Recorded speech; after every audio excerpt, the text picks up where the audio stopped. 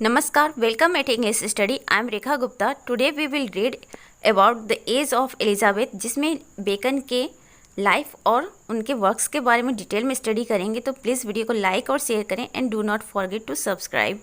Francis Bacon 1561 to 1626. Let's see about his life.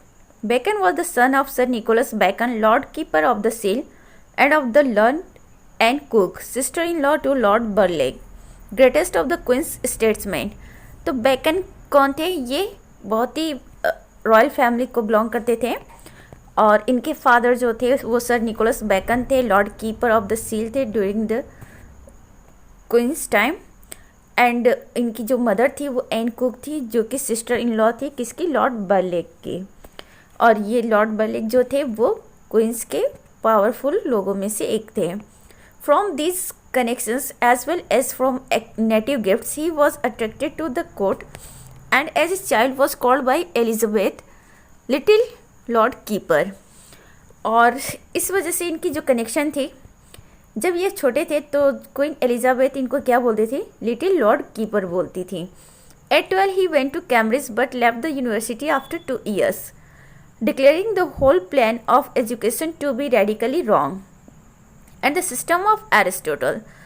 जब ये 12 years के थे तो एक कैम्ब्रिज में जाते स्टडी करने के लिए और फिर यूनिवर्सिटी को छोड़ देते हैं 2 साल के बाद ही स्टडी करना वहाँ पे, बिकॉज इनको लगता है कि जो एजुकेशन का पूरा प्लान है वो गलत है और साथ ही जो एरिस्टोटल के सिस्टम थे वो भी रॉन्ग है.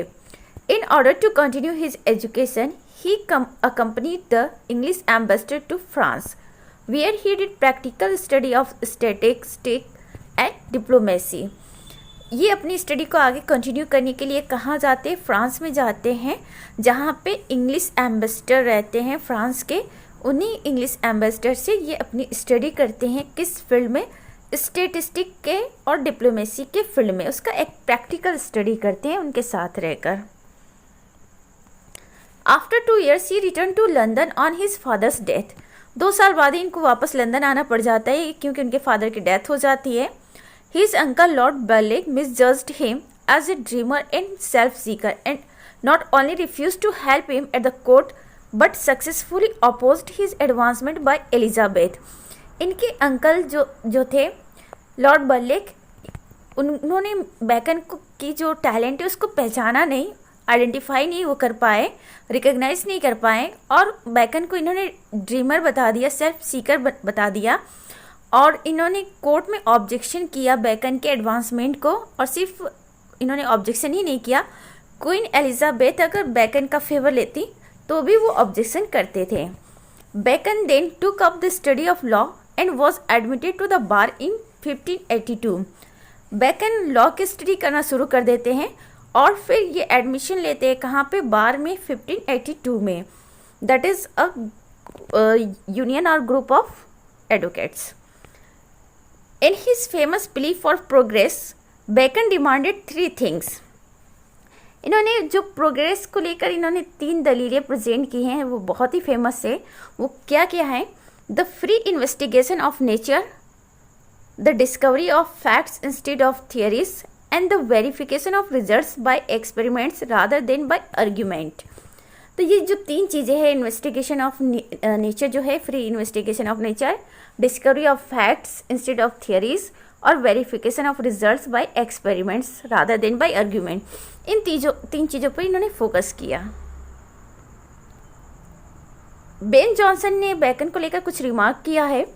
The fear of every one that heard him speak was that he should make an and. तो ये स्टेटमेंट है, रिमार्क है बेन जॉनसन के.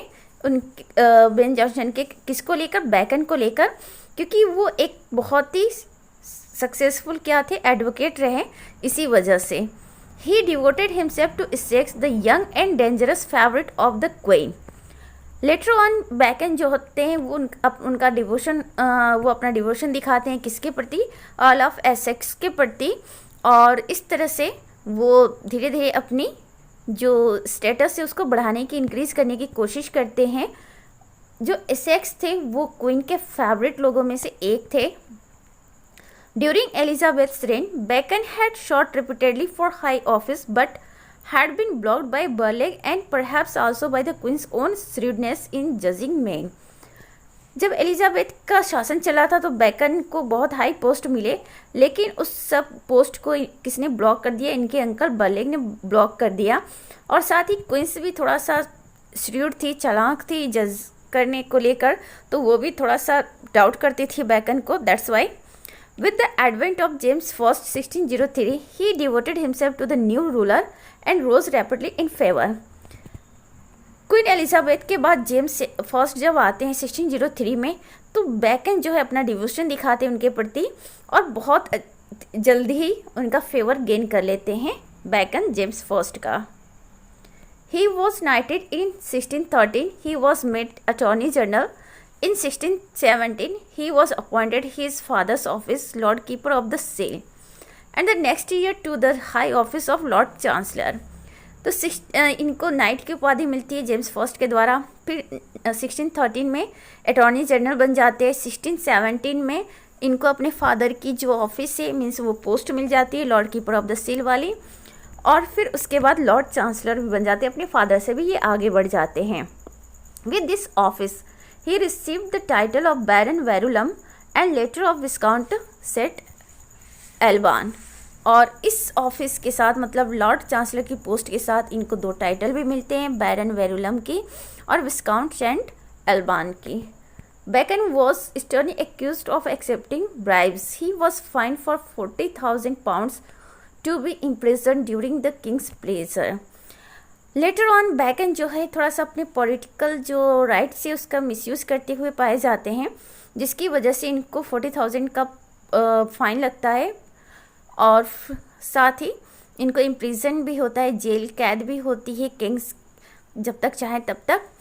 दो the imprisonment lasted only a few days and the fine was largely limited, but his political career got to end।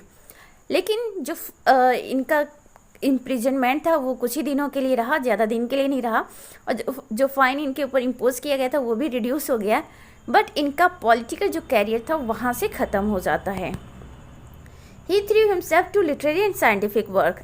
Since then क्या होता है, अब इनके पास पॉलिटिकल जो लाइफ है वो तो इनका ख़त्म हो गया, तो ये अपने आप को जो लिटरेरी और साइंटिफिक वर्क है उसमें झोंक देते हैं, एक तरह से उसमें लग जाते हैं, लीन हो जाते हैं। इन 1626 while driving in a snowstorm, it occurred to him that snow might be used as a preservative instead of salt। 1626 में जब ये ड्राइव कर रहे थे उस समय काफ़ी बर्फीली हवा चल रही थी, तो इनको लगा ड्राइविंग करते समय इनके माइंड में ये ख्याल आया कि शायद snow can be the better preservator than salt.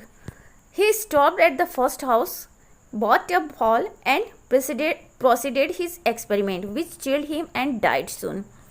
तो उसी एक्सपेरिमेंट को करने के लिए कि क्या बर्फ़ में कोई भी चीज़ ज़्यादा समय तक प्रिजर्व किया जा सकता है in the comparison of salt, तो वो क्या करते हैं, इस एक्सपेरिमेंट को कैरी करने के लिए पहले घर पे रुक जाते हैं और फिर उसके बाद वो परचेज़ करते हैं फॉल, देन एक्सपेरिमेंट करना स्टार्ट करते हैं और उस एक्सपेरिमेंट के दौरान ये एक्सपोज हो जाते हैं सुनो के सामने, और इस वजह से जो सुनो का इफ़ेक्ट इनके ऊपर बहुत ज़्यादा हो जाता है, ये बिल्कुल चिल्ड हो जाते हैं, इनका बर्फ़ जो है कंजेल कर जाता है और इस वजह से इनकी डेथ हो जाती है। Macaulay wrote the great apostle of experimental philosophy was destined to be its martyr. इस पर मैकाले ने ये स्टेटमेंट दिया है कि great apostle of experimental philosophy was destined to be its martyr. तो इस तरह के कोट पूछे जा सकते हैं कि बेकन पे किसने इस तरह का कोट किया है।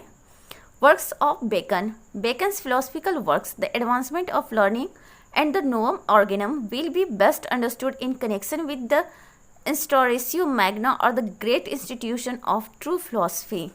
तो बेकन की दो फिलोसफिकल वर्क्स हैं, the Advancement of Learning, Novum ऑर्गेनम।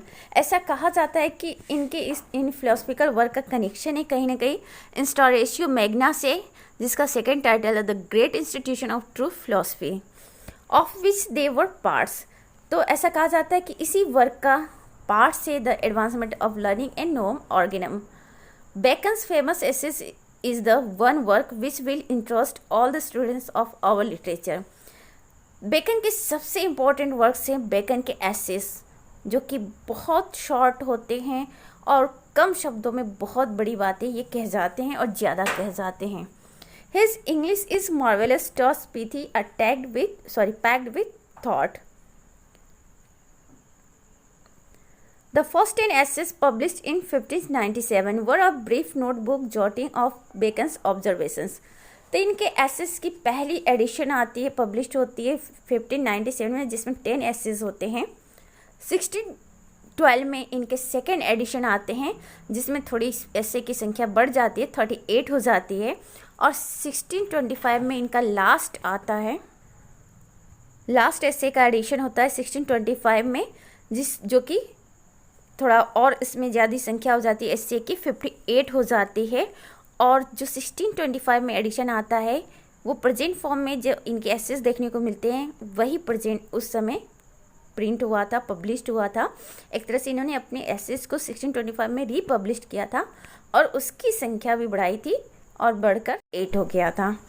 His some important essays are of studies of superstition, of truth, of goodness, of riches, of atheism, of unity and religion, of adversity, of friendship, of great place, etc. इनके बहुत सारे ऐसे हैं जिसमें ये कुछ important assess हैं और इनके सभी एसेस काफ़ी इंपॉर्टेंट होते हैं। इन्होंने ऑफ स्टडीज़ में स्टडी को लेकर बताया कि किस तरह से स्टडी करनी चाहिए। वहीं पे इन्होंने ऑफ ग्रेट प्लेस में बताने की कोशिश की है कि अगर कोई पर्सन किसी पोजीशन पे रहता है तो उसे क्या करना चाहिए, क्या नहीं करना चाहिए, तो वो सब कुछ इन्होंने बताया। इस तरह से इनके ऑफ सुपरस्टिशन में भी सुपरस्टिशन से रिलेटेड इन्होंने बातें कही हैं, तो बहुत अच्छी चीज़ें इन्होंने बताई है और personally I like his essays very much.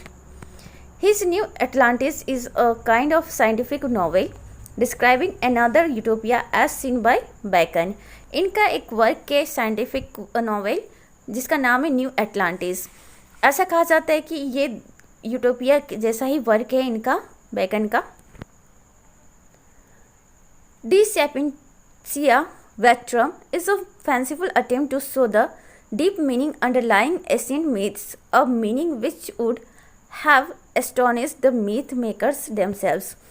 D Sapientia Veterum जो है ये इनका मिथोलॉजिकल वर्क है और इसमें इन्होंने मीथ को लेकर जो मीनिंग बताई है, फैंसीफुल वर्क है, मीनिंग बताई है, इसको देखकर ऐसा लगता है कि जो मीथ मेकर्स है वो भी बिल्कुल सरप्राइज्ड हो जाते हैं। The history of Henry VII is a calm, dispassionate and remarkably accurate history which makes us regret that Bacon did not do more historical work।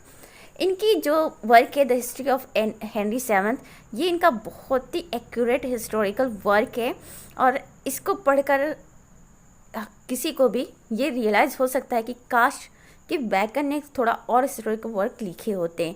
Means इन्होंने इसमें हेनरी सेवन्थ की एक्यूरेट हिस्ट्री बताने की कोशिश की है।